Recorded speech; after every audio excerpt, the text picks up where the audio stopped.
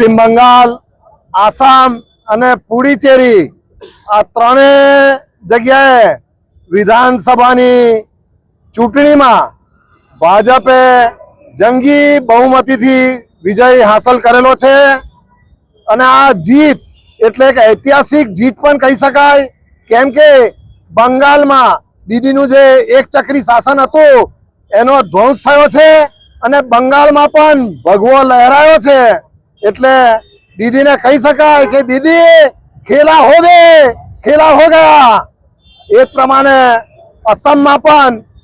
ભારતીય જનતા પાર્ટીની ખૂબ જ સુંદર રીતે જીત થઈ છે 99 સીટ પર। પુડુચેરીમાં 18 જેટલી સીટો આવેલી છે અને પશ્ચિમ બંગાળમાં પણ 190 ઉપરાંત સીટ જે સરસાઈ કહી શકાય, ઐતિહાસિક જીત કહી શકાય, એ આજે અમારા દેશના આદરણીય વડાપ્રધાન શ્રી નરેન્દ્રભાઈ મોદી, દેશના ગૃહમંત્રી શ્રી અમિતભાઈ શાહ અને શ્રી યોગીજી એમના અથાગ પ્રયાસથી અને આપણા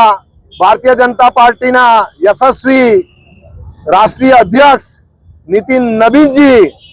આમ રાષ્ટ્રીય પૂરી ટીમ એના પ્રસાર પ્રચારમાં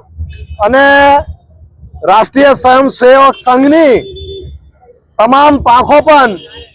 આ વિજયના યશમાં ભાગીદાર છે અને આ જે યશ મળેલો છે, વિજય મળેલો છે, એ અમે રાષ્ટ્રને અર્પણ કરીએ છીએ અને આ ભારતીય જનતા પાર્ટીની જીત એ લોકોની જીત છે, ભારત દેશના તમામ નાગરિકોની જીત છે।